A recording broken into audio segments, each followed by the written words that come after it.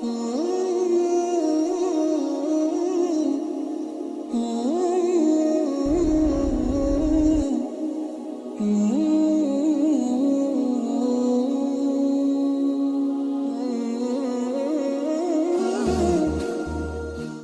الرحيم الحمد لله رب العالمين والعاقبة للمتقين ولا عدوان إلا على الظالمين وأشهد أن لا إله إلا الله ولي الصالحين وأشهد أن محمدا عبده ورسوله صلى الله عليه وعلى آله وصحبه وسلم تسليما كثيرا أما بعد السلام عليكم ورحمة الله وبركاته የተከበራችሁ አባቶች ወንድሞች እናቶች እህቶች በድጋሚ እንኳን አደረሳችሁ ጾሙን የደስታ የፍቅር ትልቅ ዒባዳ የምናከናውንበት በአግባቡ የምንጠቀምበት አላህ ያድርግልን ዛሬ ከናንተ ውድ አባቶች ወንድሞች እናቶች እህቶች ጋር ማድረገው ቆይታ ረመዳን ብዙ የምንማርባቸው ብዙ ጥቅሞች የምናገኝበት ወር ነው አላህ ቁርአን ላይም ሲገልጸው يا أيها الذين آمنوا كتب عليكم الصيام كما كتب على الذين من قبلكم لعلكم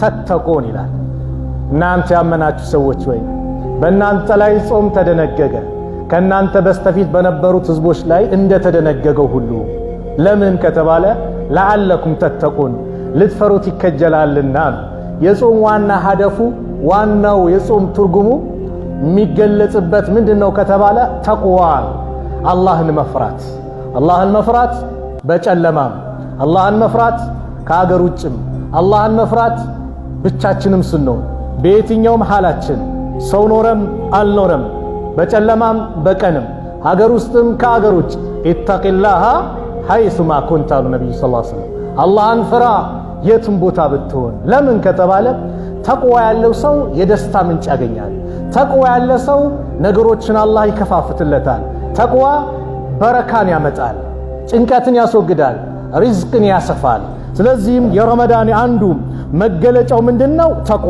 ተቅዋ ማለት ዑለማዎቹ ሲተነትኑት التقوى ማለት ይላሉ አይ አየቂ الانسان نفسه مما يخاف ويحذر ይላል ራሱን ከሚያስፈራው ነገር አደጋ ላይ ከሚጥለው ነገር መጠንቀቅ ማለት አንድ ሰው የሆነ አደጋ የሚጥለው ነገር ላይ ካለ ያ አደጋ ላይ እንዳይጥል እንዳይወድቅ እንዴት ነው የሚጠነቀቀው ልክ እንደዛ አላህ ባዘዘው ቦታ መገኘት በከለከለው ቦታ ላይ መከልከል መጠንቀቅ ተቅዋ ይባላል ይላሉ ሌሎች ኢብኑ አልቀይም እና ኢብኑ ረጀብ ረሂመሁሙላህ ሲገልጹ ምን ይላሉ إن مدار التقوى على الوقاية من عذاب الله وذلك بفعل أوامره واجتناب نواهيه لا تقوى مالت الله سبحانه وتعالى انكسو كتات لما اتبك متنكك نو بعززو متازز بكلكلو مكلكل لا علي بن أبي طالب تعلق صحابة أردتن يو خليفة يونت يا نبي عليه الصلاة والسلام اللجن يا قبوت يا فاطمة بالبيت علي رضي الله عنهم ተቅዋን አንድች ቁርአን አንቀጽ አንስተው እንዲተነትናሉ ሱረቱ አሊ ኢምራን ላይ ያለውን የቁርአን አንቀጽ ያ አዩሃ الذين آمنوا اتقوا الله حق تقاته ولا تموتن إلا وأنتم مسلمون እናንተ ያመናችሁ ይላል አላህ اتقوا አላህን ፍሩ اتقوا الله አላህን ፍሩት حق تقاته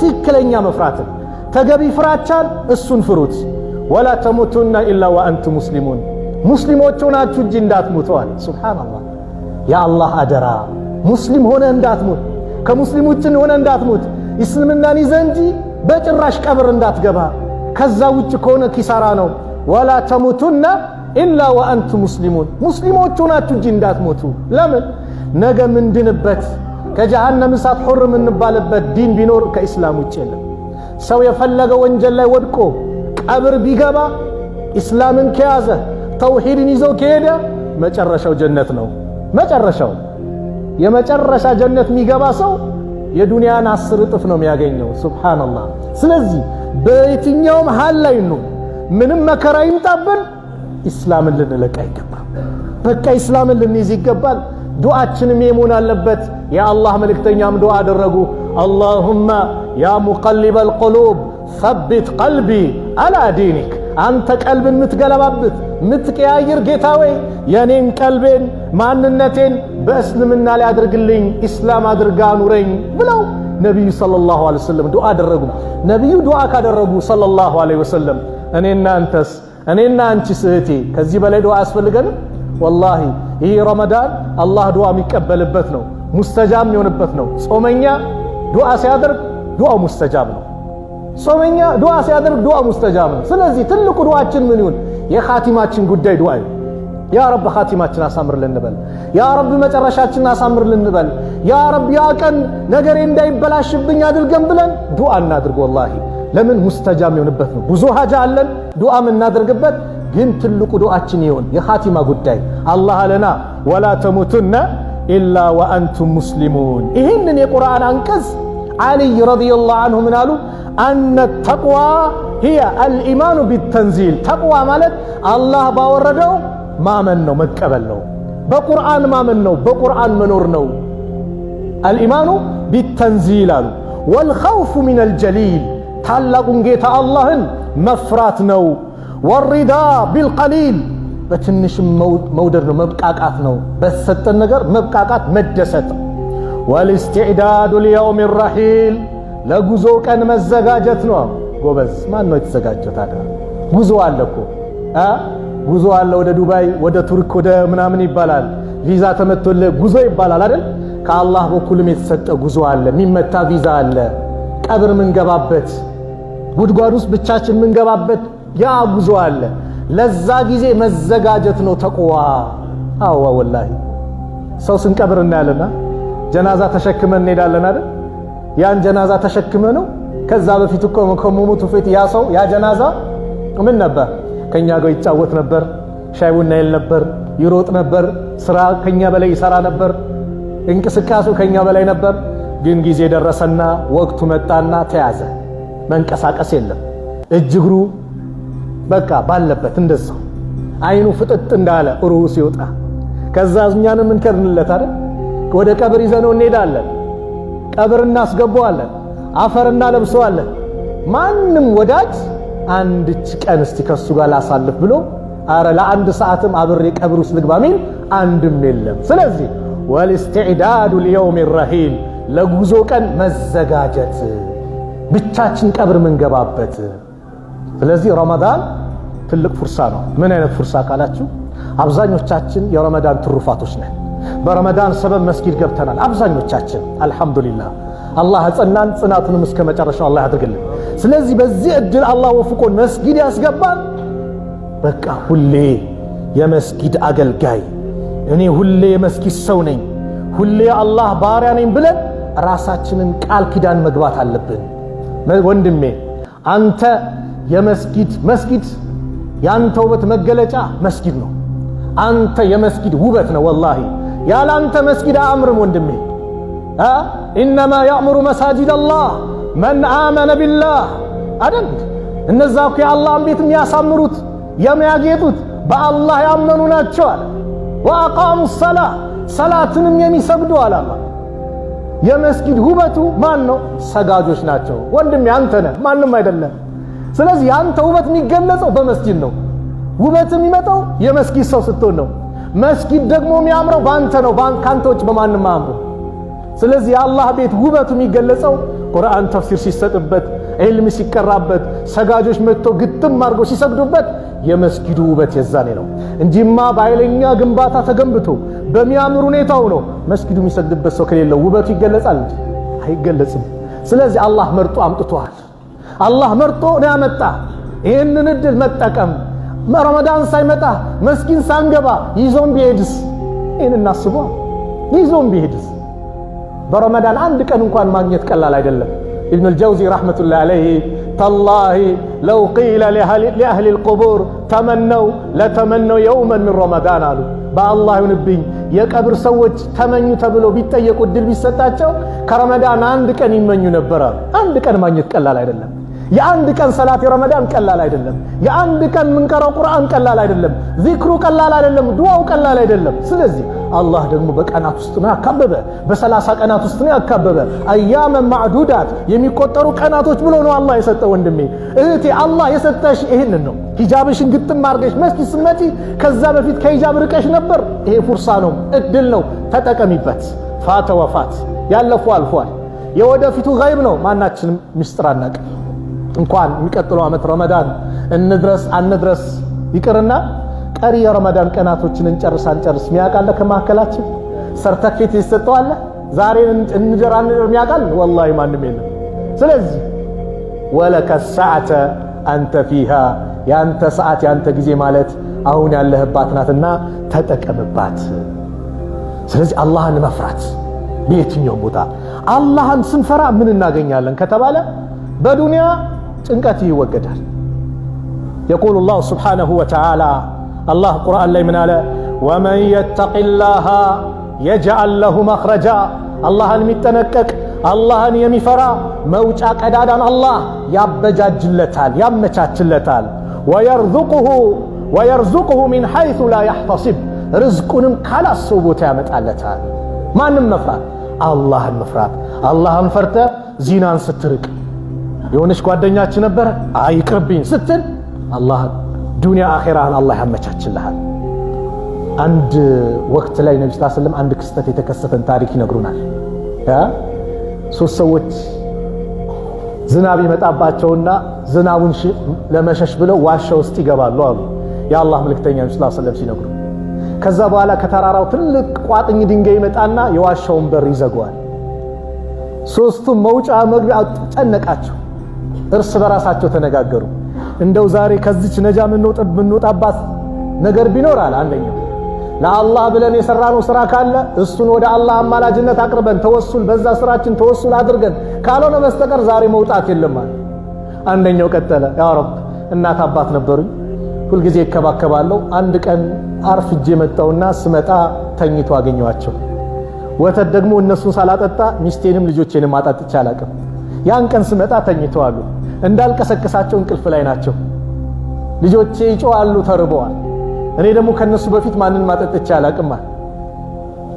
ፈጅር ሰላት ድረስ በመሃል ከነቁ ብዬ ለማጠጣት ብዬ እስከ ፈጅር ሰላት ይዤው ቆምኩኝ ወተቱን። እቺን ስራዬ ላንተ ብዬ ከሰራው ካለንበት ነገር ጭንቀት ነጃ በላና በሯ ከፈታለች መውጣት አይቻልም። ሁለተኛው ታሪኩን ቀጠለ። ያክስት ልጅ ነበረችኛል ያጎት ልጅ ነበረችኛል አፍዋን ሰው ወንድ ልጅ ሴትን እንደሚወደው ወደድኳት አለ። ፍቅሩን ግን እሱ በሐራም ለመግለጽ ሞከረ እና አንድ ቀን ለዝሙት ጥያቄ ሳቀርብላት አይ አለች። አገር ውስጥ ድርቅ ተከሰተ። ሰው ሲቸገር ወደ ዘመዱ ይመጣልና እርዳኝ ብላ መጣች። 120 ዲናር ሰጠሻለሁ ያን ጊዜ የጠየቅኩሽን ጥያቄ እሺ በይኛል። ሱብሃንአላህ ሁሉም ነገር ተመቻችቶ አልቆ ባለበት ሰዓት ምፈልገውን ነገር ላደርግ ስላለ ዝሙት ሊፈጽም እኮ ኢተቂላህ አላህን ፍራ አላህ በፈለገው መንገድ እንጂ እንዳትቀርበኝ አለች። ጌታዬ አንተን ፈርቼ የተነሳው እውነት ያን ቀን ያንተ ፍራቻ ኖሮብኝ ከዚህ ድርጊቴ ነፃውኜ ከተቆጠብ ገንዘቡንም በነፃ ሰጥቷት ነበር ላንተ ብዬ ካደረኩኝ ነጃ በለናል። በሩ ከፈታለች መውጣት አይቻልም። ሶስተኛው ቀጠለ። ሰራተኞች ነበሩኝ ደሞዝ ሰጥቷቸው አንደኛው ግን አኩርፎ ሄዳል። ከጊዜያት በኋላ መጣ። አንተ የአላህ ባሪያ የዛን ጊዜ ትቼ ሄድኩትን ደሞዜን ስጠኝ አለ። ይሄው የምታየው ገንዘብ ያንተ ነው አለው። ማለት በሱ ደሞዝ ፍየሉን በጉን ምኑን አራብቶበት ነበረ እና በጣም ሞልቷል። እረኛው አለ ሞልቷል። ይሄ የምታየው በአጠቃላይ ያንተ ነው አልኩት። አታሹፍብኝ አለ። እያሾፍኩብህ አይደለም ያንተ ነው አልኩት። አንድም ሳያስቀር እየነዳ ይዞ ሄዳል። ሱብሃንአላህ እቺን ላንተ ብዬ ከሰራው ነጃ በለናል። ተከፈተ ወጣ ሁሉም ወጡ። ይሄ ሐዲስ ምንድነው የሚያስተምረን? አንደኛ ተቅዋ ጭንቀትን እንደሚያስለቅቅ ነው፣ ከመከራ እንደሚያላቅቅ ነው። ሁለት የጥሩ ጓደኛ ማሞችን መልካምነትን ያመላክታል። መጥፎ ጓደኛ ከባድ ነው ወቁ። ምናልባት ቆይ ከረመዳን በኋላ እመጣለሁ ብለን የሆነ ጓደኛችንን ቀጠሮ አድርገን ከመጣን እንጠንቀቅ። ለምን ከተባለ መጥፎ ጓደኛ የኛን መጥፎነት ሳይ አይላቀቅም። የአቡ ጣሊብ ታሪክ ለኛ በቂ ትምህርት ነው። አቡ ጣሊብ የነብዩ አጎት ነው፣ እስልምናን አልተቀበለም። አቡ ጃህል ግን አቡ ጣሊብ ለነብዩ ሲከራከሩና አሳልፍ የወንድሜ ልጅ አልሰጥም ሲል አቡ ጃህል ምን ሲል ነበር? አንተንም የወንድም ልጅ እንፋለማለን ብሎ ሲዝት ነበር። አቡ ጣሊብ ሲታመሙ ግን አቡ ጃህል ሩጦ መጣ። ለምን? እስልምና እንዳይቀበሉ። ነብዩ ሰለላሁ ዐለይሂ ወሰለም ያ አሚ ቁል ላ ኢላሃ ኢላላህ ወሐጅ ለከ ዐንደላህ ብለው ዳዕዋ ሲያረጉ ጥሪ ሲያረጉለት በመጨረሻ ሰዓት እንደው ቢቀበለኝ ብለው ላ ኢላሃ ኢላላህ በልልኝ አላህ ዘንድ መመሰክርልኝ ብለው ሲናገሩ አቡ ጃህል አተርኺቡ አን ሚለተ አብዱል ሙጠሊብ የአብዱል ሙጠሊብ መንገድ ትተህ የዚህ ወጣቱን ትከተላለህ እንዴት ተብሎ ይላል። ሱብሃንአላህ። ነብዩ በዚህ በኩል ዳዕዋ ያረጋሉ፣ አቡ ጃህል በዚህ በኩል ዳዕዋ ያረጋል። ዳዕዋ የጥመትም ዳዕዋ ስላለ ማለት ነው። ነብዩም በዚህ ይናገራሉ፣ አቡ ጃህል በዚህ። መጨረሻ አባቴ መንገድ ይሻለኛል ብለው እስልምናን ሳይቀበሉ አቡ ጣሊብ በዛው ሞቱ። ዑለማዎቹ ምን ይላሉ? መጥፎ ጓደኛ ያንተን መጥፎነት መጨረሻ ሳይላቅቅም። አያችሁ አቡ ጃህል እንዴት ሩጦ እንደመጣ። መጀመሪያ እኮ አቡ ጣሊብንም እፋልማለሁ ይል ነበር፣ ግን እስልምናን እንዳይቀበሉ ሩጦ መጣ። ስለዚህ አንተ አኺራህን የሚያበላሽብህ መሆን የለብህም። ሁሌም ከጥሩ ጓደኛ ጋር ወደ መስጊድ የሚያመጣ እና መግሪብ እስከ ኢሻ እንቀመጥ ብሎ የሚገፋፋ። ለምን ከተባለ ያለንበት ወቅት ወላሂ ያስገድደናል። መሬት መንቀጥቀጡ በየጊዜው እየሰማን ነው። ወላሂ ስጋቴ ምን ነው ታውቃላችሁ ወንድሞች አባቶች? ዛሬም ንዝረት ተሰማ ነገም ንዝረት ተሰማ ብለን አዳብት አድርገነው ለምደነው እንደለመደው ይላል ብለን ሳናስበው ከባዱ አደጋ መጥቶ ይዞን እንዳይሄድ እሰጋለሁ። ይዞን እንዳይሄድ። ስለዚህ ተውባ ማድረግ፣ ወደ አላህ መመለስ።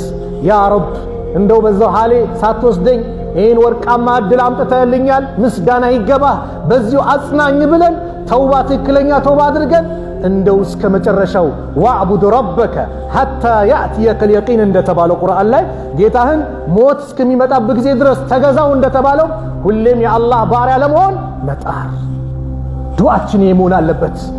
ለምን? ቀብር ስንገባ የሚከተለን ሶስት ነገር ነው። ስንሞት ቤተሰብ ይከተላል፣ ንብረት ይከተላል፣ ስራ ይከተላል። ቤተሰብም ንብረትም ይመለሳል፣ አልጋውም ይመለሳል፣ የለበሰው ልብስም ይመለሳል። በራስ መኪና ከሆነ ተጭነህ ሄድከው መኪናውም ይመለሳል፣ ቤተሰብም ይመለሳል። ታዲያ ማን ነው የሚቀረው? ስራ ብቻ ነው። ወይ ጀነት የሚያስገባ ስራ ወይ ጀሃነም የሚያስገባ ስራ። ይሄ ስላለ ተውባ እናድርግ። አላህ ደግሞ ገፉር ረሂም ነው። ወላሂ እንደሱ አይደለም። የአዛኞች ሁሉ አዛኝ ማን ነው? አላህ ነው። ጥሪ ያደረገው ቁል ያ ኢባዲየ አለዚነ አስረፉ ዐላ አንፉሲሂም ላ ተቅነጡ ሚን ረሕመቲላህ ኢነላሃ የግፊሩ ዙኑበ ጀሚዓ ኢነሁ ሁወል ገፉሩ ረሂም። እናንተ በነፍሶቻችሁ ላይ ድንበር ያለፋችሁ ባሪያዎች ሆይ አለ አላህ ወንጀለኛን ያ አዩሃል ዓሲ እያደለም እያናገረ ያለው አላህ አንተ ወንጀለኛ አላለም አላህ። ቁል ያ ኢባዲየ አለዚነ አስረፉ ዐላ አንፉሲሂም እናንተ በነፍሶቻችሁ ላይ ድንበር ያለፋችሁ ወንጀል የተባለ ያልቀራችሁ ጥፋት ውስጥ የወደቃችሁ ባሪያዎቼ ብሎ አላህ ወደ ራሱ አስጠግቶ እያባበለ ይጠራናል። ላ ተቅነጡ ሚን ረሕመቲላህ ከአላህ እዝነት ተስፋ እንዳትቆርጡ። ለምን? ኢነላሃ የግፊሩ ዙኑበ ጀሚዓ አላህ ወንጀሎችን በአጠቃላይ የሚምር ጌታ ሁሉንም። ወላ ከባድ ወንጀል ምንድን ነው? በኢስላም ሽርክ ነው አይደል? ሽርክን ጭምር አላህ ይምራል። ሰው ሽርክ ላይ ወድቆ ቀብር አምልኮ ያ ረብ ማረኝ ካለ ወላሂ አላህ ይምረዋል። አላህ እጁን ዘርግቶ ነው የሚቀበለው። አዛኝ ሩህሩህ የሆነ ጌታ ነው አላህ። ተስፋ አትቁረጡ። ለምን? አላህ ወንጀሎችን በአጠቃላይ የሚምር ጌታ ነው። እነሆ እሱ አላህ ሁወል ገፉር ረሂም እጅግ አዛኝ ሩህሩህ የሆነ ጌታ ነው። ወአኒቡ ኢላ ረቢኩም አለ ቀጠለና ወደ ጌታችሁ ተመለሱ። ወአስሊሙ ለሁ ለሱ ሙሉ ለሙሉ እጃችሁን ስጡ። ስትገቡ ኡድኹሉ ፊ ሲልሚ ካፋ እንደተባለው ሙሉ ለሙሉ መግባት። ቆይ ተውባ ስናደርግ አንድ ወር ተቀምጬ ከዛ በኋላ ሄዳለሁ አትበል ወንድሜ። በመሃል እኮ ሞት ሊመጣብ ይችላል። በዚህ ንያ ቀብር ልትገባ ትችላለህ። እህቴን እንዳትነይቺ። በቃ ትክክለኛ ተውባ ወቱቡ ኢለላሂ ጀሚዓን አዩሀል ሙእሚኑነ ለዐለኩም ቱፍሊሁን እንዳለው ያ አዩሀል ለዚነ አመኑ ቱቡ ኢለላሂ ተውበተን ነሱሃ ትክክለኛ ጥርት ያለች ንስሐ ግቡ ነው ያለው። ተውባ ትክክለኛ ተውባ ምንድን ነው? ዑለማዎቹ ሸርጡን ሲያስቀምጡ ተውባ ማለት ነው የመጀመሪያው አዩቅሊያ አኒል ማዕሲያ ይላል። ከወንጀሉ ፍልቅቅ ብሎ መውጣት ይላል። ፍልቅቅ ብሎ መውጣት። ሁለተኛው አየንደመ አላ ፊዕሊሃ በሰራው ነገር ሊጸጸት ይገባል። በሰራነው ወንጀል ልንኮፈስ አይገባም ማለት ነው። አቤት የዛሬ ዓመት ስጠጣ የነበረው አይባልም። አቤት የዛሬ ዓመት አቅፊያት ያሲን አይባልም። እንደው ምስጋና ይገባ እየጠጣው ይዘኝ ብትወስደኝ ኖሮ ምን ሆነ ነበር ብለን ጸጸት። አንድ ሴት ነበረች በነብዩ ሰለላሁ ዐለይሂ ወሰለም ዘመን ጸጸቷ እላ የደረሰ ጀግና ሴት ለኛ ተምሳሌት። እቺ ሴት ከዝሙት አረገዘች፣ በዝሙት አረገዘች። ነብዩ ጋር መጣች። አንተ የአላህ መልእክተኛ እኔ በዝሙት አርግዣለሁ፣ ቅጣት ይወሰነብኛል። ነብዩ ዞር አሉባት። በቃ ሂጂ ኢስቲግፋር አርጊ አሏት። አሁንም በዚህ ትዞራለች፣ በዚህ እያለች ሙዓዝ ብን ማሊክን እንደመለስክ እኔ ልትመልሰኝ ትፈልጋለህ? እኔ እኮ ከዚና አርግዣለሁ ነው ምልህ አለቻቸው ለነብዩ ሰለላሁ ዐለይሂ ወሰለም። እሺ ሂጂና ስትወልጂ ነው ያሏት። ሁለት ሰው አይቀጣም። ልጁ ምንም አላረገም። ስትወልጂ ነው ያሏት። ለመውለድ ስንት ጊዜ ፈጃል? 9 ወራት። 9 ወራት እያለቀሰች ጸጸቷ ልክ ስትወልድ የወለድኩ ስትል መች ምግብ ጀመረ? ጡት አቁሞ ምግብ ሲጀምር ስንት ዓመት ይፈጃል ጡት ለማቆም? 2 ዓመት። 2 ዓመት እያለቀሰች በጸጸት እኮ ነው። ሱብሃንአላህ። ከዛ 2 ዓመት ሲሞላ በእጁ ዳቦ አሲዛ እንደሚበላ ይኸው ምግብ እንደጀመረ ለማሳየት ይኸው ብላ መጣች። ነብዩ ሰለላሁ ዐለይሂ ወሰለም በጣም እንደቆረጠች ሲያውቁ ልጁን ለአንድ አንሷር ሰጡና ጉድጓድ ተቆፈረ። እንደ ኢስላም ሕግ አግብቶ ዝሙት ከሰራ ተቀጥቅጦ ነው የሚገደለው። ዛሬ ሰዎች እስላም ጨካኝ ምናምን መቼ ነው እስልምና የሚደግፉት መሰላችሁ? ልክ አንድ የሆነ እድሜው ሄደ ሽማግሌ አስገድዶ ደፈረ ሲባል ይሄንማ መግደል ነበር ሲሉ ሰማላችኋል። ኢስላም እኮ ይሄ እንዳይመጣ ነው እኮ ይሄን ህግ ያመጣው። ለሰዎች ዋስትና እኮ ነው። ህፃናት እንዳይጎዱ እኮ ነው ህጉን ያመጣው። ለዚህ ነው ሰው ራሱ ላይ ሲደርስበት ብቻ ሞት ይገባዋል ይላል። በራስ ብቻ ሲደርስ ሞት የለም። የሌላውም ቁስል ያንተ ቁስል ሊሆን ይገባል። ኢስላም ይሄንን ነው የሚያስተምረው።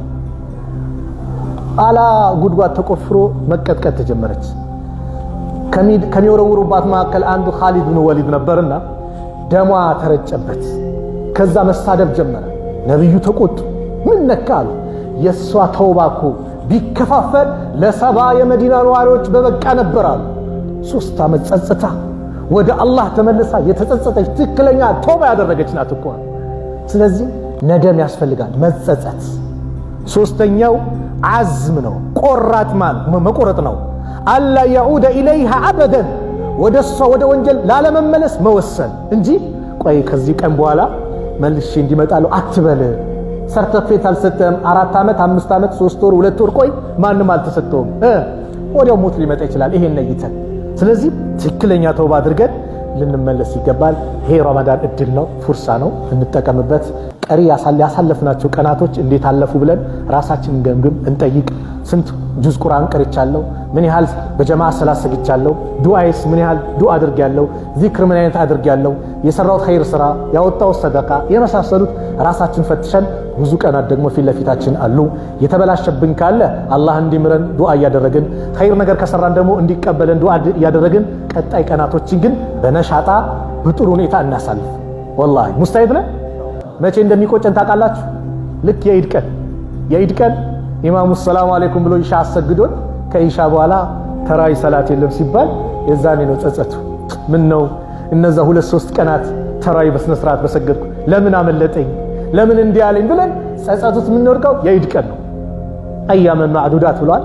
ቀሪ ቀናቶች ናቸው፣ የሚቆጠሩ ቀናቶች ናቸውና ያሉትን ቀናቶች በተራዊም ጠንካራ። ለምን ኢማሙ እስኪጨርስ አብሮ የሰገደ ምንድነው ደረጃው? ሌሊቱን ሙሉ ቆሞ እንዳደረ ይቆጠርለታል። ሱብሃንአላህ። እኛ 1 ሰዓት ቆመን ግን ሌሊቱን ሙሉ ቆመ እንዳደርን ይቆጠራል። በምን ምክንያት? ኢማሙ እስኪጨርስ የጨረሰ። ስለዚህ አባቶች እንኳን ማሻአላህ ነሻጣ እንዳላችሁ ሰምቻለሁ። ወጣቱም ደግሞ በዚህኛው ረመዳን ነሻጣ እንዳለው እንደዚሁም ሰምቻለሁ። ግን ከዚህ የበለጠ ሙስታሂድ ነን። አላህ ይቀበለን። ከተሳሳትኩም ከነፍሴና ከሸይጣን ነው፣ ጥሩ ከሆነም ከአላህ ነው።